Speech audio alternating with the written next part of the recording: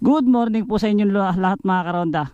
So bali dito tayo ngayon, papasok tayo sa may sitio Baraka mga idol, ayan. So andito tayo sa may crossing, ayan. Andito tayo sa may barangay Matiktik, ayan. Sitio Coral mga idol, ayan. So bali ito yung mga yung barangay Bangkal, barangay Baraka, ayan mga idol. So bali kung gagaling kayo ng Norsagaray, dito tayo manggagaling mga idol, ayan, dito. Then dito tayo papasok, pupunta tayo sa may Triple P camping site mga idol. So bali yun yung ating pakay ngayon. So bali sumasakop dito sa ating pupunta na to ay yung bayan ng Norsagaray mga idol. So bali tara, samahan nyo ako mga idol. Let's go. Bali nga pala mga idol, ito ay dinarayo talaga ng mga turista itong ating pupuntahan na to. So hindi lang natin sure ngayon kung ganun pa rin karami ang tao dito. Kasi talagang pinupuntahan to ng mga tao pagka summer na summer mga idol.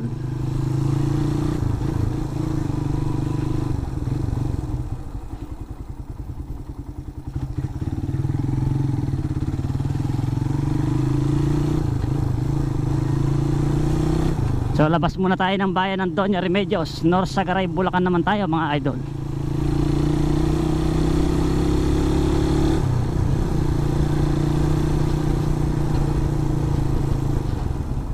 Uy, meron silang supply ng tubig dito.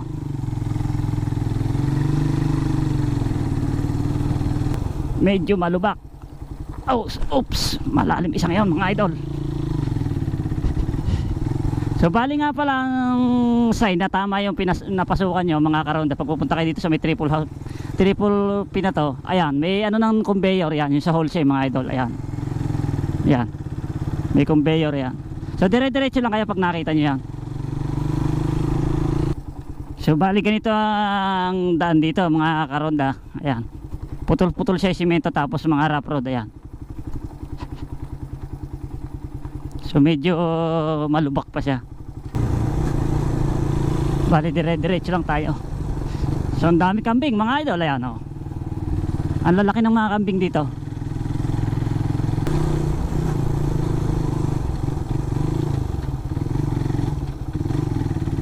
Tabi. Ang dami kambing mga idol.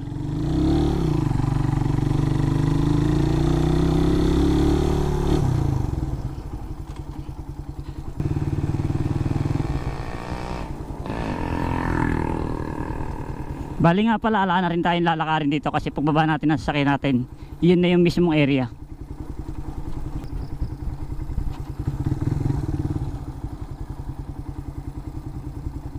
Bali magkakabayad tayo ng morning po.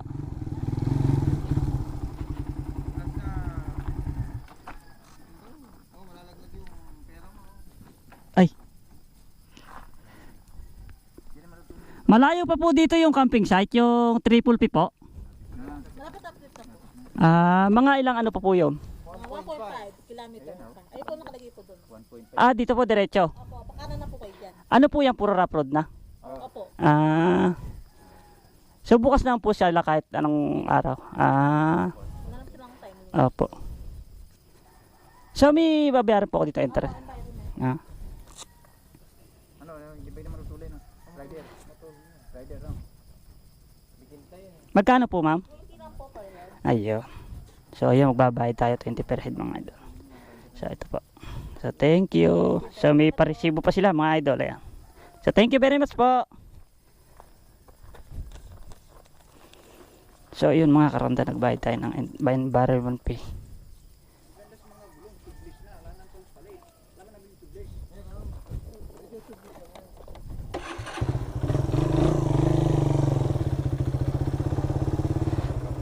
So bali mga idol, dito tayo sa may kanan. Then pagka dito sa kaliwa, iba pupuntahan natin. So ito yung ating pupuntahan mga idol. Ayan, yung signage, Sitio Pakiling mga idol. Sitio Pakiling River yan.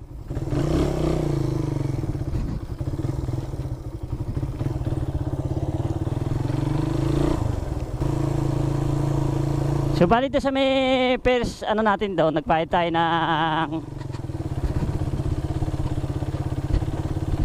environment fee mga idol. So 20 pesos lang naman. Then may paresibo sila.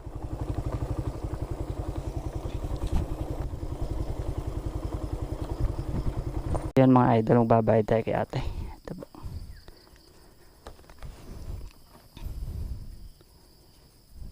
Thank you very much po.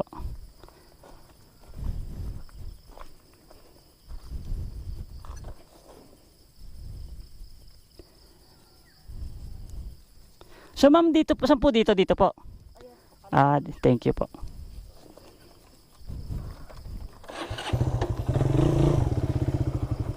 So bali mga idol, dire-diretso lang tayo. Huwag tayong pupunta doon sa may gawing kanan mga idol, maliligaw tayo. Ibang daan daw yung sabi ni ate.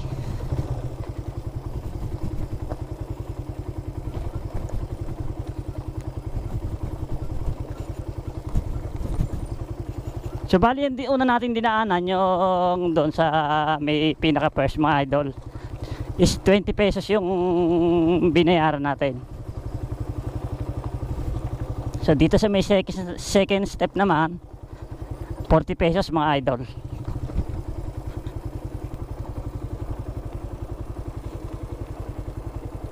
So may babayaran naman tayo entrance fee mga idol. Good morning po. So punta lang po sa Triple P. Dire-diretso lang po. Magkano po ang entrance fee nyo? 20. Wait lang po. So magbabayad tayo kay nanay ng entrance fee.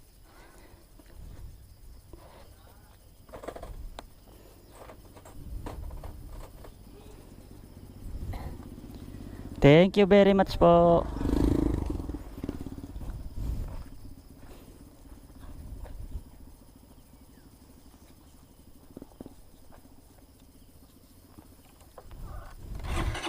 Thank you po.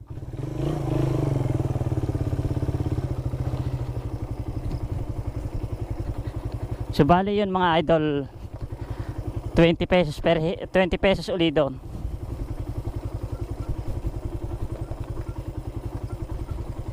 Bali pangatlong entrance fee na tayo mga idol. Una doon sa may taas mga idol ang naging entrance fee natin doon ay 20 pesos din.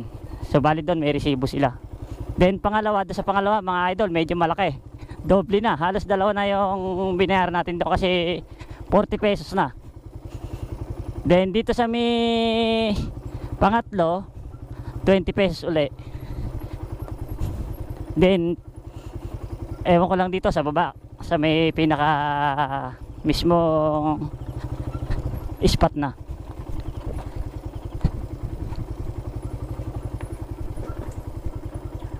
Bali ang dulas talaga mga idol ng bato.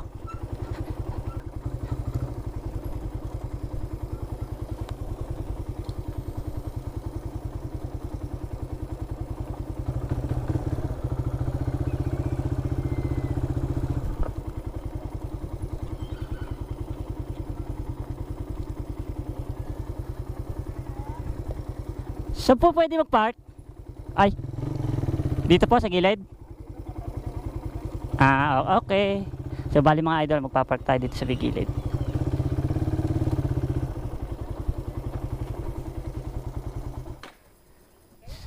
Opo. Saan po magre-register? Akit po ako doon. Sige po, thank you po. So bali mga idol, dito tayo magre-register sa may tapat. So ayan si Raider, niwan natin na yan. So bali ang lawak-lawak din ng ano nila mga idol, ayan. So may ATV ayun. So pina-arki na po yun? Magkano po yun? Magkano po? 300? So saan po ang activity niyan? Hanggang doon po sa dulo ng Kanset. Dire-diretso po dito, tapos pabalik-balik, ayun. So mga idol, meron silang ATV dito, ayun o. So pwede kayo mag-arkila yan. So ito pabalik-balik lang daw dito, paikot-ikot lang sa area. Sige po ma'am, thank you po. So bali mga idol, magre-register tayo.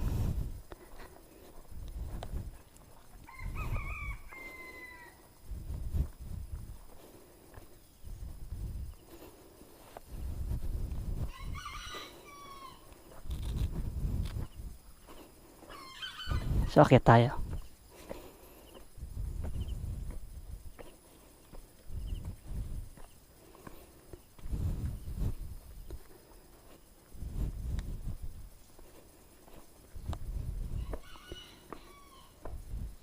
Good morning po.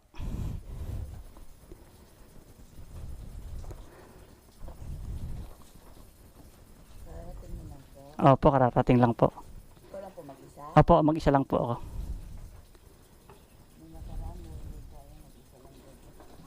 Kahapon pala, overnight.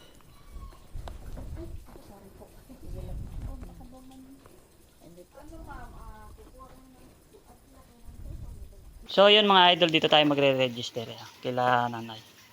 So magkano po nanay yung mga cabin house po na gano'n? 700 po, sir. Ano po yun? Overnight po, 24 hours. Ako, overnight. Ayun. So ayun mga idol, 700 daw yun. Magkano na po pagka day tour lang? Halimbawa maghapon lang. 700 din po. Same lang po siya pagka overnight? Opo. Ay, mura ano? Mura po pala dito. So ayun mga idol, same price lang siya. Mag 24 hours kayo. Day tour, ganun lang din yung price ng cabin house nila. So may electric fan po nanay, ala po ano? Wala po. Kasi po, Solar lang po tayo. ayun. So ayun mga idol dito, alangan ala electric fan. Kasi hindi naman. So bali yung entrance fee natin binayaran dito ay 70 pesos mga idol. Lang po, ano pong barangay po yung sumasakop po dito talaga? Barak. Ay so yun mga karonda, barangay Baraka pala. Norsagaray po ano? Itong address dito, Sitio Pakiling, Barangay Baraka. So ayun mga karonda dito, Sitio Pakiling, Barangay Baraka. Yun ang sumasakop dito sa may area na to. So ayun mga karonda, ito yung kanilang cabin house, titingnan natin. So ayan, kaso nakasarado ngayon. Ayan. Marami din silang cabin house dito mga idol. Ayan. Ayan. So bali ang kasya lang din pala dito mga idol ay 2 o 3 to 4 packs mga idol. Ayan. So ang gaganda rin nangyari ng ano nila, yung cabin house. Bali yung kanilang solar, ayan, solar yung kanilang ilaw. Ayan. Ayan mga idol. So maganda rin ang pagkakagawa ng cabin house nila mga karonda. Ayan. Marami din sila yung cabin house nila dito. Bali 1, 2, 3, 4, 5. Bali 5 kayo. Then punta tayo doon sa may baba. Pasyal tayo.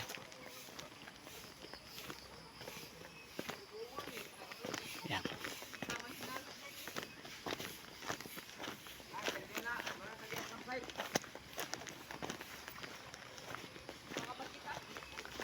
So bali tignan natin yung itibin nila mga idol. So bali ito yung itibin nila yan mga karonda yan. Yan.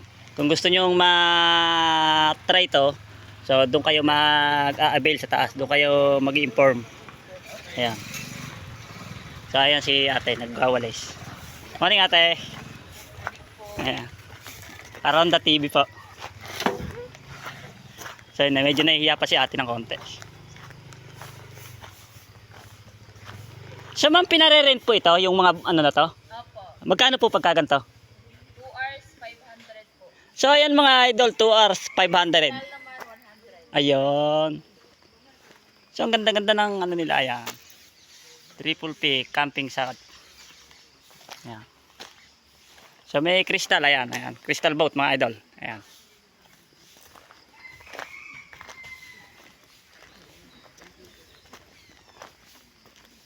So may CR sila, ayan. Ang ganda-ganda na CR nila mga idol.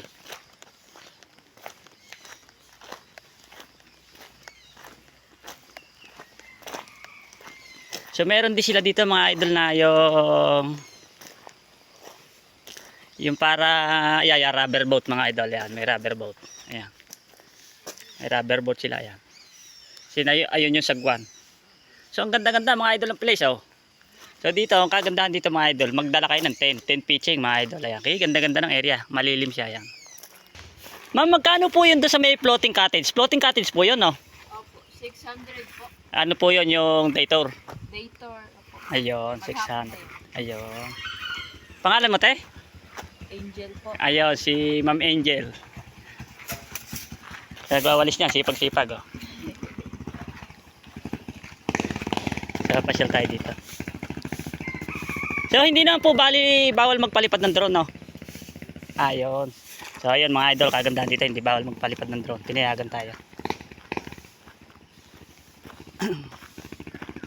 So ang dami namin lang mga idol dito yung ayan yung table, yung cottage yan. 250 per table mga idol oh. Kaganda mga idol, hindi kayo mababasa kasi ayan. steel roofing sila, Oriero mga idol. Ayan, oh. Ang haba-haba, ayan. So kabilaan mga idol, ayan, meron din doon.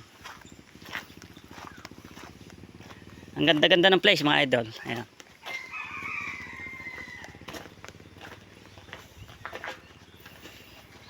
Bali ayun, sa baba meron ngayon floating cottage mga idol. So tara, punta natin. Kagandahan mga idol, ayan, oh, may ihawan sila, ayan. Ayan. May dala kayo dito isda or karne, ayan, mag-iihaw kayo dyan.